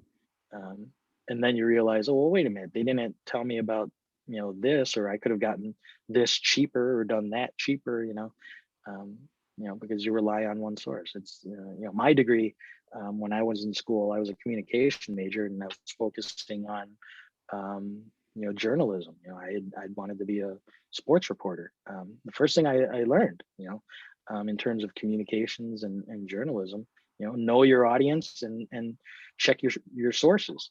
Double check your sources, and that's one of those critical thinking type of skills that you learn. Taking non-business courses and business courses. There's lots of things that you're going to be able to learn, so long as you don't look at things, and that's again getting back to that tunnel vision. Sometimes students take a course and think this course is going to teach me exactly what I need to know about X. Like, no, that's not what One that's stop not what shop. it's there for. Yeah, it's supposed to expose you to that, but technically you're not supposed to stop learning just because you took the one class. It's supposed to help you open your eyes to thinking in a particular way. And that's, like I said, LegalZoom is great. But don't rely on just one thing to say, yeah, I just have to go there. And you hear lots of people do that. It's okay. But what's the likelihood? Lots of people are just, oh yeah, I started my own business, I went through LegalZoom, they took care of everything, everything's great. Well, what's the likelihood that somebody will sit there and say, I went through LegalZoom and it was great and I'm making money now. but they also forgot to tell me about this, and that kind of screwed me over. No, because you're paying for their services. Most people aren't going to sit there and say, yeah, I paid them and they screwed me. Yeah, especially, again, there's a little bit of, I don't want to sit there and say it's the single driving force, but if you have a small business, you started a small business, there's certain confidence that you have to have in yourself to do that. Because it's a big step, to sit there and say, I intend to be the boss. So when you sit there and say, well, I used LegalZoom because I looked across the landscape and they're the ones that were going to help me, with all the different nuance, to satisfy, whatever requirements, to be legal and on the up and up for my business, and it cost me this amount to use their services. What's the likelihood that somebody's going to sit there and say, yeah, it cost me, $500 or whatever, and blah, blah, blah. And it was awful because I'm a terrible business person, because I failed to vet my resources. I failed to double check exactly what. Nobody's going to sit there and say that. The likelihood is, they're not. And like I said, the worst thing that I could have is somebody, want to start a business and say, oh, I went through them and I lost everything I had. That'd be awful. I lost my house. Me and my wife were in the car. Yeah, exactly. Yeah, exactly. We're living in our car because we lost our home because we used that as collateral for a small business. Oh, that's one of those things. I hope people aren't putting themselves in that position by failing to recognize that there's more than one way to skin a cat. There's nothing wrong with using LegalZoom, but anything that LegalZoom does, like I said, you can find it on your own as well. Yeah. Does it take effort? Sure. I'm not saying it's easy, not at all. It takes effort. It depends on how much effort you want to put in. You want to, use them and hope that they'll give you everything that you absolutely need. By all means, go ahead. But like anything else in life, watch your back. Watch your back, because nobody else is going to take responsibility for you. So let's say you start a company and it's doing great, but you want to get grants. What's the process of getting grants in the wonderful, beautiful city of Chicago? So, and again, this is not groundbreaking, and I don't have a million experiences in this or whatnot. But again, as with anything, I always tell people this: go to your city hall if you're in Chicago or even in the suburbs or in there. For example, the city has, like the university has a small business management course that we teach, right? The city offers, small business seminars, right? And that's what they might not, they might not have all of the small business grants that, will help you find other resources or point you in certain directions. In relation to that, like when students are looking for scholarships, I always love it when students tell me, oh, I'm looking for scholarships, because I can't pay all this on my own. I don't get a lot of financial aid, whatever. Says, oh, where do you live? And they tell me it's some random little suburb, right? And I sit there and I was like, well, go to the Chamber of Commerce there. Chamber of Commerce, for a locale, whether it's a small suburb, neighborhoods have their own Chamber of Commerce. Culturally, there's different. They even right by the university, there's a Korean Chamber of Commerce, right by the university. Someone will have experience, or resources that you could look to. Chambers of Commerce are good. The city hall or municipal office for a particular area is good, and banks. Banks are great places to go. For grants?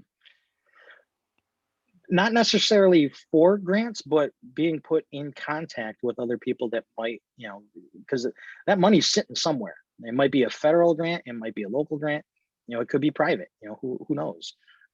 So banks are great places because somebody's always connected to something. Somebody always knows someone. There's a guy that works in the office with me, and he he coaches baseball for high schoolers on the side, and he was telling me, some kid was looking for a scholarship, and he went to his bank where in the suburb that he lives, small little bank, community bank, and they're like, "Oh yeah, we do. Nobody ever applies for it though. Here, fill out this application." He got it. My And he got God. because nobody ever asks. Nobody, and again, this is one of those things that's it's don't get me wrong, it's hard. It was hard for me personally. It's hard for a lot of people. Ask questions. Just ask. It is. Nobody's gonna. You're not gonna die. You're not gonna die from embarrassment because you didn't know. Nobody's gonna sit there and say, if you go into a bank, say, "Hey, look, I'm starting a small business. I'm looking for grants or whatnot that are going to help me do that." The person you talk to isn't going to say, "Hey, come here. This guy's looking. This guy's looking for grants to start a small business. How ridiculous!" That's not going to happen. That's not going to happen. So it's okay. It's okay to ask. Asking for help. It's not in our nature for most people to ask for help, but it should. It should be in your nature because, again, like I said, the quicker you can build relationships and connections to other people, the wider your net becomes, in terms of support, right? Again, it's as simple as, you think about all the different things that you do in a particular day. I've been having problems with my car. Well, you should talk to my buddy. He works on cars. That kind of thing. That for your day-to-day kind of transactions and things that you do, it seems like something. Well, that what does that have to do with anything? Well, yeah, on its own, nothing. But when you look at the greater scheme of things, it's no different than if you were to start a small business and say, well, who can I talk to about grants? Who can I talk to about marketing? Who can I talk to about accounting?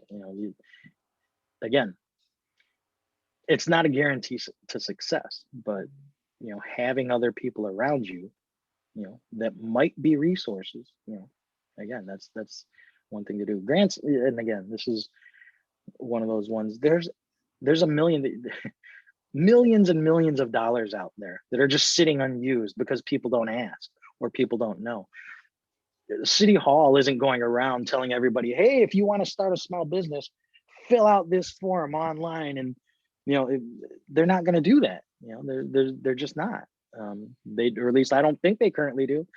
So if you're the guy that has it in your head that, I wonder what the city does for small business. Like I said, there's a bunch of free seminars that the city and local governments offer, to be successful at those kinds of things, that are going to help you, understand the pitfalls, understand, the procedural processes involved with how to go about doing those things. And sometimes they're gonna have, different things, and they'll change from, season to season or year to year. Sometimes, they'll be, just like, courses.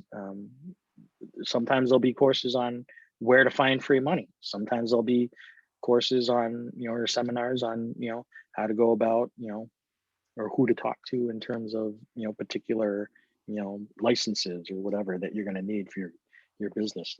I'm about to just ask every single person I come across, like, "Hey man, do you know anybody giving away money?" I'm just gonna start there. Not even a hello, how are you? Just like, "Hey man, you got $20?" Yeah. Now, I don't want to tell you not to, but that's panhandling. You're getting a business degree. Let's. Yeah, and again, like I said, it is something that, again, like I said, it's something that you're gonna have to learn to do if you're gonna, be that person that says, "I intend to start my own business." Well, then you need to get into that mindset of everything is an opportunity, everything is a resource, right? That's the best thing you could do for yourself. And I've heard that when I was at this conference, that is all I heard over there was everybody's a resource. Everything is an opportunity. because if you don't, you're closing yourself off, to opportunity. You're closing the door on potential. There's things out there that, again, you might talk to somebody, again, maybe talking in terms of other students or resources. You might be in a class, and you're taking small business management, for example.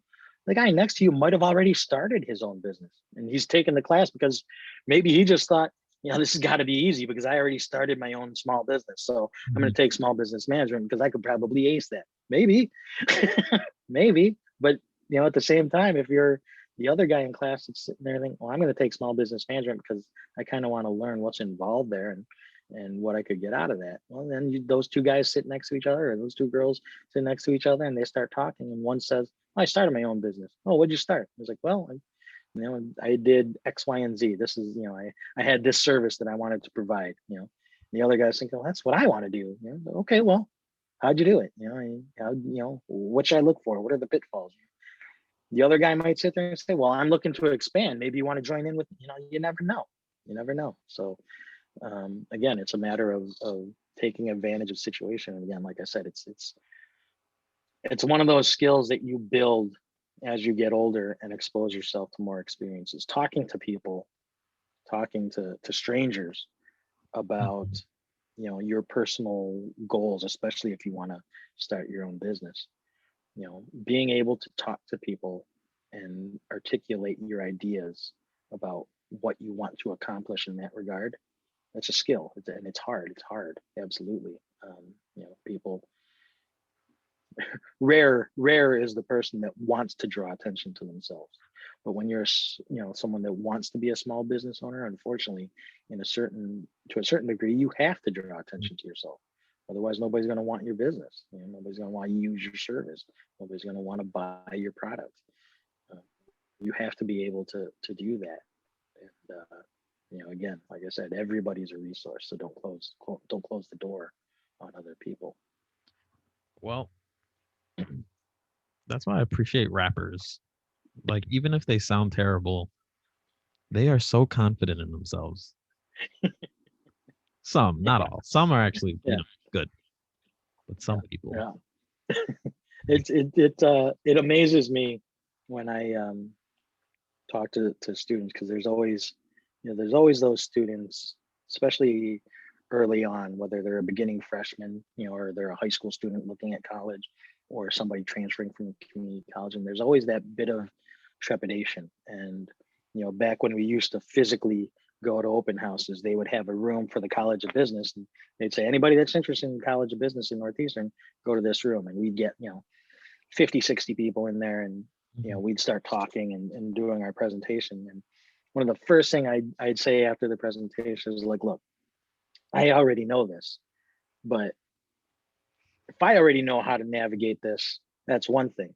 You're the ones that are trying to navigate this for yourself. I can't read your mind, other than what I already know, and say, well, you got to do this, you got to do that. You got to make sure you address this. That's all based on what I experienced, but they might have a question. And again, because people just aren't comfortable drawing attention to themselves, people aren't comfortable asking, they're hoping that somebody else will ask that same question. So I always tell people, hey, look, if you've got a question in mind, right? It doesn't matter if it's, somebody that's looking to go into college and attending an open house, or if you're a small business owner at some kind of seminar, ask the question, because the likelihood is there's 10 other people with the exact same question that are too afraid to ask it. And if that seminar goes by, if that college presentation ends and none of you answered the question, you're going to walk away without a vital piece of information that you thought was important, right? So ask the question, because if you don't, like I said, the likelihood is there's somebody else in that room has the same question. Definitely. And they always do. They always do, because when we used to do open houses, and say, okay, I would tell people, I'm going to stick around and answer questions for you guys individually. And eventually somebody will come up to me and ask me a question. And I'm going to And then a couple of people later, somebody will ask me the exact same question. Yeah. I'll sit there like, man, I wish you had asked that question, because that could have saved me the trouble right now to say it twice. So yeah, absolutely. Ask the questions. Don't be afraid to ask for help. It's okay to not know. Mm-hmm. That's just a reality. Nobody is born knowing everything to be successful. Name a millionaire somewhere, name a billionaire somewhere. They didn't have all the answers. They they either learned by failure, which they don't look at it that way. They look at it as, I learned, or I got to where I was because I tried something, it didn't work out, and I fine-tuned it. I changed, I pivoted, and whatever the case may be. And they made adjustments, and they got to where they wanted to get to.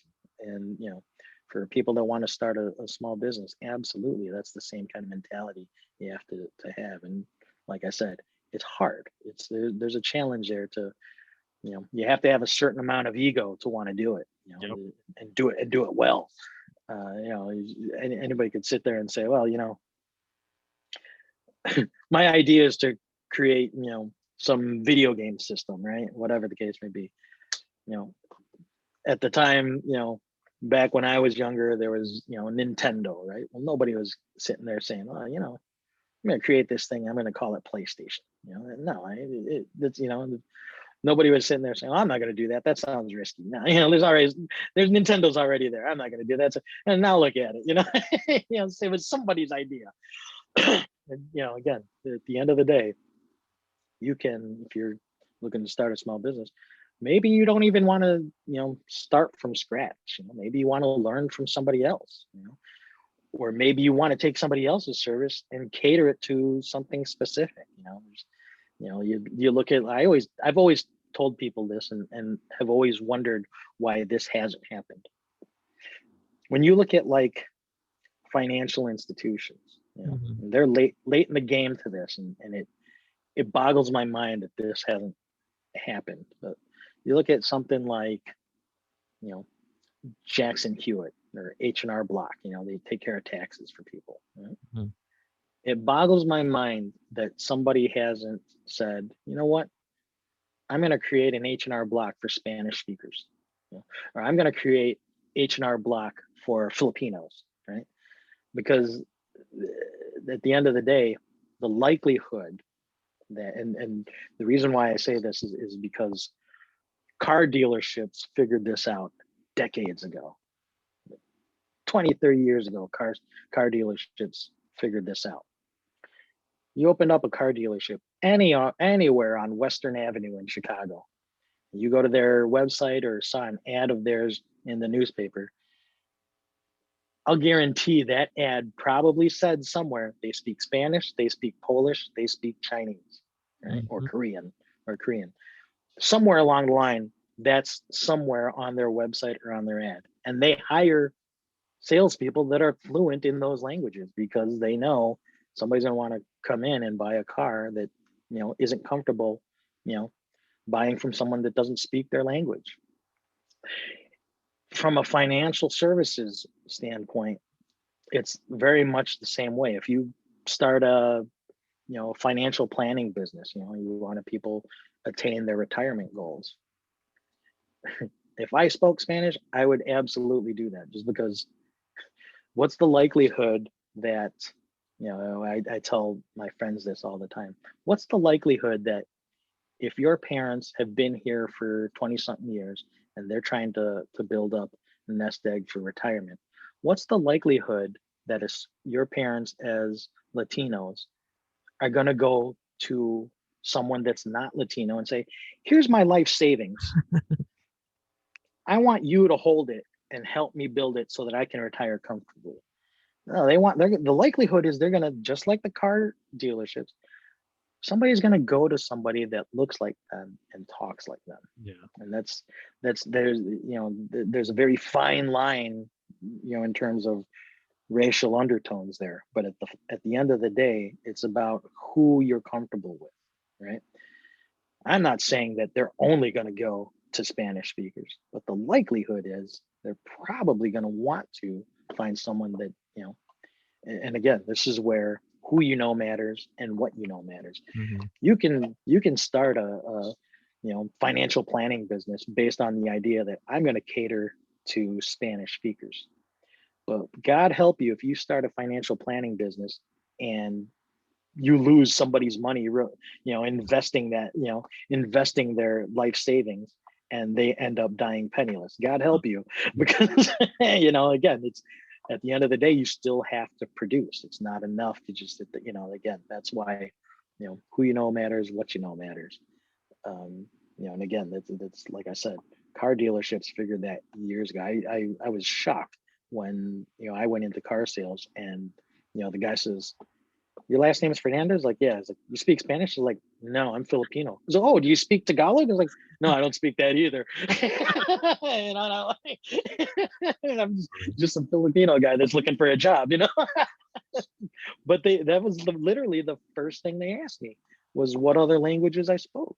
And again, there's a reason. There's a reason, especially in somewhere like Chicago, an urban area with a lot of different cultures. They want to sell cars to whoever. If you have the money, they'll sell you the car. Even if you barely have money. Right, exactly. I once watched a guy, and I feel bad that I was part and parcel to this to a certain degree. First couple of months I was selling cars, and this family came in, and they were exclusively Spanish speakers except for their daughter. Well, their daughter was like 9, and me and this guy literally sold a car to a 9-year-old because the parents didn't speak English. They had driver's licenses. They were here. They had money, but they could only deal with someone that spoke Spanish. And I spoke broken Spanish, and my buddy spoke broken Spanish, and together we teamed up and sold the car to a 9-year-old because the 9-year-old spoke English. That's. But again, if we had sat there and said, "Well, I'm not fluent in Spanish. I just have a Spanish surname," Mhm. and walked away from it, we wouldn't have had that car sale, and they would have gone to the dealership next to us or down the street or on the other side of town and found someone that would be willing to sell them a car because they felt comfortable dealing with somebody that spoke Spanish. I still remember the guy's face when I was telling him in broken Spanish, that I only spoke a little bit of Spanish. And my one thing at the time was to, I was telling people, well, I know how to order food in Spanish. So I was I know how to order a beer in Spanish, like dame una fría más, and the guy laughed. He was just dying. He was like, and I turned to my buddies, we're selling this car. we're selling this car. That's again, it's one of those things again, it's one of those things you have to be willing to put yourself out there. You got to be willing to take the jump. There isn't just one single roadmap to success. There just isn't. Whether you're talking about starting a business or academics, there just isn't one single roadmap. If there was, somebody would have printed it out years ago, and everybody would have that in their hands. Yeah. That's just not how the world works. Sometimes, everybody's situation is different. Everybody's experiences are different. You might be in an accounting class that you think is a piece of cake, and I might be in that exact same accounting class and think, well, we might as well be learning Greek, because it depends on what you understand and what you've experienced. And for any of those things, whether it's school or starting a business, it's I always hate it when people say, "Oh, well, this thing is going to be a problem," or no, they're not problems. They're challenges, and challenges are meant to be overcome. When you say you have a problem, when somebody says, "Oh, Vlad, I've got this problem," I immediately understand that there's a negativity to the word problem, and that their mindset is, this is something that's insurmountable and somebody else has to fix it for me or solve it for me or give me the answer. When I hear someone say, "This is a problem." But when somebody says, "Hey, we've got this situation, it's going to be a little bit of a challenge," then I know that person's understanding, their whole mentality is, how can we beat this? And it's just as simple as using one word over the other. I know right off the bat, their mentality, their approach to that same situation is completely different. And that's why words matter. That's why, that's why you always have to be mindful of what you say, but at the same time, you know, it's all about your mental attitude. Yeah, Well, absolutely. a great example in the last 7 days, my car broke down and I am officially unemployed again. That's a bit of a situation. It is absolutely, But absolutely. you And know what? I got to put my put that resume out there and keep going to school, and that's really it. You know, no one's gonna exactly, wallow for me. right, exactly. I mean, and again, not to make light of how people deal with things, but what's the alternative? To feel sorry for yourself and not do anything, not work, Yeah, right? just That's save the sorry that's for after, right? yeah. I mean, I get it. Yeah, there's only a certain amount of self pity that you want to put out there, Yeah, yeah. because at the end of the day, you still the bills won't care, the bill collectors won't Oh care. man, the I, bank does I not guarantee care. they don't care. Right, they don't care. They it's like, oh, that's terrible, you lost your job. Well, just so you know, that bill's still going to go out on the 15th. Oh, we already nailed So, it, man. We already nailed it. so What are we gonna do? so it's again, that's one of those things, and for most people, again, asking for help isn't in their mindset. It isn't, it's just not something that most people are comfortable with, and that's okay. you know but again, you're in a position, it's how you look at it. It's like, well, I was working at this company, I was working for, you know come Monday morning, you're going to call, that temp agency is like, hey, look, it didn't work out with X, Y, and Z. They basically said not to come back. What do you got that I can go to? Yeah. Because again, like I said, bringing it full circle. This buddy of mine. I mean, to a guy that started out at a temp agency is now the director of payroll for a $1 million hedge fund. It's I couldn't even, if you were to tell me that, and again, this all happened back in, the early 90s. If you were to tell me that, back then, I'd say that's the craziest thing I've ever heard. That's not going to happen. But here he is, with a year-end bonus that's double my salary. Great. That's great for him. I don't begrudge him one bit. His pathway to financial security was far different than mine. My for me as a state employee, my goal, is to continue working at Northeastern. There's a reason I love Northeastern. If I could go back in time, I'd have gone to school at Northeastern instead of UIC. But I never really gave it much thought. I went to UIC because that's where my brother went. He was going to school there. We were familiar with the school. That's where I went. I never even really crossed my mind. But as you get older and you look back at things, if I just did that a little bit differently, maybe those experiences. But I don't. At the same time, I don't regret it. I met my best friend. And my best friend helped me get into higher education as a career. So it worked out. It's one of those things. And again, it's you know I don't sit there and say, well, working at Northeastern's state school, it's a state job, as a state employee. Could I work at DePaul and make more money? Sure. But I'd be dealing with a vastly different group of students whose understanding of, my understanding of life, sure as heck probably isn't the same as theirs, but for our students, I can relate to what our students experience. And I want to help those students. I want to help our students get to a certain level in life. The greatest thing for me when I look at a student of mine, he was it's funny. I met him at an open house before his freshman year. He was still in high school, and for me, I was. We laugh about it, but he graduated debt free. He doesn't owe a single dime for having earned a bachelor's in business. And his first job, he was making really good money for himself. And I sat there and says, that feels good, right? He's like, yeah, you were right, because he was the student that was thinking about transferring. He worked for me as a student employee in my office.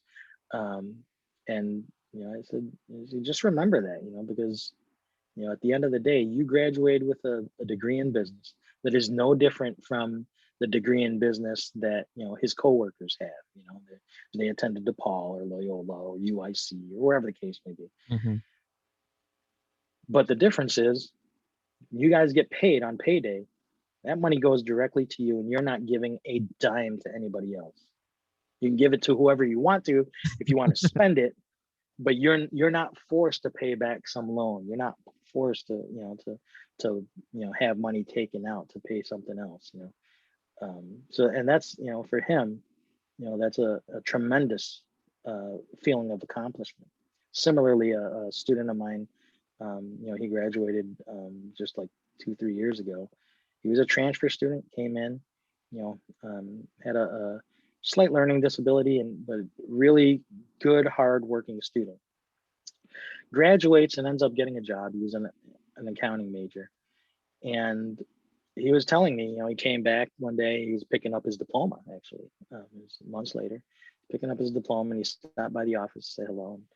And, he was telling me, "Yeah, I got this job. I've been there for about a couple of months now." I was like, "How's it going?" He's like, "It's good. I'm learning a lot." And he's like, funny. He was like telling me, and I use this story at open houses all the time. Getting back to just being proud of where you're from. He told me, he's like, there's like 6 or 7 people. They're all hired right around the same time, within weeks of each other. They were all getting to know each other, and they'd go out to lunch. And one day he was telling me, one day we all went out to lunch, and I was like, "Oh, where'd you go to school? Where'd you go to school?" And he was like, "There's a couple of guys from DePaul, there's a guy from Loyola, a couple of guys from Loyola, UIC, I mean, accounting." It's funny when I hear these things, because I always wonder what's on people's mind when they say some of these things. They're all, junior accountants or whatever their title is. And, they're all going around, and he says, "Well, I went to Northeastern, NEIU." And he told me, he's like, one of the guys from DePaul turned to him and says, "Well, if you run across anything that you don't understand, just let us know, and we'll help you out." Oh, and I applaud his answer, because it was one of the best. And again, if you were to tell me the first day I met him when he first transferred that he would have, the ability to think on his feet and put out that answer, I'd have said, no way. The answer that he gave that guy is like, "Do they teach accounting differently at DePaul?" And he's right. They don't. They don't. They don't teach accounting differently at DePaul. It's all the same stuff. If they taught accounting differently at DePaul, people would be in jail. So yeah. That's, again, that's one of those ones. He was absolutely proud of the effort that he had to put forth to earn his degree. And that manifested itself in the situation with his coworkers. And, again, that's one of those things, I couldn't be more proud. I don't have kids of my own, I couldn't be more proud, Wow. Yeah, I didn't even feel like we've been at this for a couple hours, man. We got other things to do in life, I'm sorry to say. Would you seem like a very bright guy, thank you for taking the time out. Thank you. Yeah, absolutely. I appreciate the opportunity. And again, I talking to Dr. Bedell, he was, when he told me, he's like, "Yeah, there's this student, his name's Angel. He's got this podcast." And I was just like, okay, well, and I'm not one to sit there and monitor social media and podcasts and this kind of stuff. But I always hear people talk about it. And, I was telling the dean, is like, and again, the dean being the dean, he was like, we could use this for recruiting purposes. I was like, gotcha. Right. So yeah, I appreciate the opportunity to talk, and hopefully there's a lot of people that either they get something out of it in terms of, what, I didn't think about this, or I didn't think about that. I absolutely want to start my own business. If they garner something from that, great. If they sit there and think, what, maybe I want to go to Northeastern. Maybe they just want to go to some college, and maybe it's not even Northeastern. And again, that's one of the, I know people in the admissions office hate when I do this, but I'm being honest when I sit there and say, look, if you're at a community college, for example, you're thinking about transferring, I absolutely would love for you to come to Northeastern. But at the end of the day, your journey is to complete a bachelor's degree. I'm going to tell you how to do that at any state school, right? And I know people at the admissions office hate that, because their thought is, if they're at our open house, that's like a used car lot. We don't want to let them go. And I'm like, no, it's not like It's not like a used car lot. These are people that are trying to make a life, that's better for themselves. I'm not going to sit there and, if Northeastern isn't the right fit for them, I'm not going to sit there and say, come to Northeastern. Absolutely, it's going to be great. That's being a used car salesman. I'm not going to do that. I know because I used to do that. So the funny part, I've had that happen. Where I've told people, look, you are expecting a certain kind of thing, or you're looking for a particular kind of degree that we don't offer in our college. They end up going somewhere else. But what case in point, there is currently a student doing their MBA that I met at an open house as a transfer student, and they ended up going to UIC. They could do their MBA anywhere. They could do it at UIC. It's and be very comfortable. They're doing their MBA with us. At the graduate open house that they came to, it was like, I talked to you at an open house for undergraduate, and I ended up not coming here. I was like, okay, where'd you go? And they're like, I went to UIC. It's like, oh, that's awesome. I went to UIC. I was like, yeah, you mentioned that at the open house. I was like, no, okay. And I hope that wasn't the reason why you went. but they were upfront and honest. It says, I wanted to do my MBA here. So doing the MBA here is better for me, and whether it's cost or availability, that's why they made that choice. And I'm not about to try and sell somebody on a bill of goods that isn't there. So if people watch this and they get a little bit of information, even if they have questions that might not even maybe Northeastern isn't even on their radar, they're more than welcome to reach out to me via email, or go to our website. If you go to the NEIU website and navigate to the College of Business, you'll see the emails for all of my staff members, and they're all readily available to answer questions about what's the easiest way to transfer in or come in as a beginning student, as a freshman, or a transfer student. So hopefully people see this and they want to do that. Absolutely do that. And if it's somebody that has questions about things like entrepreneurship, or how can I even if you're not a business student, you say, well, how can I afford college? You've got questions about scholarships or whatever the case may be. Absolutely. We'll try our best to put you in touch with the right people to get those answers, and hopefully maybe those people will come to even if they I always laugh, one of the best students in our master's in accounting program didn't even have a bachelor's in accounting. They had a bachelor's in art history. Oh wow. They were working, I believe they were working as a art teacher at the high school level, I believe. And that person ended up coming in and absolutely just slam dunking the, the master's in accounting program. They were just that good at accounting. And I sit there and say that is absolutely an example of somebody that they weren't exposed to everything that they thought was in their best interest as an undergrad. And that's okay. But they learned somewhere along the line, look, this is where I want to be. And that person actually ended up the same kind of thing. The job that they got out of college was referenced because they were talking to somebody in their class, and their classmate said, hey, we're going to be hiring. You should, apply. You would fit in well. The only person that person mentioned it to her was because she did well class and they were working on a group project together. So you just never know where opportunity resides, so, always be flexible, keep your doors open, listen to what people are saying, and just you have to put yourself out there. In today's world, nobody's gonna, for the most part, nobody's gonna headhunt you and say, hey, we want you to work for us. That's just, they're expecting you to put in the effort. So if you can do that, that's good. It'll work out for you. Well, Vlad, thank you again. Me, I do things different. I just say, come to school with me. There's no other school in the world.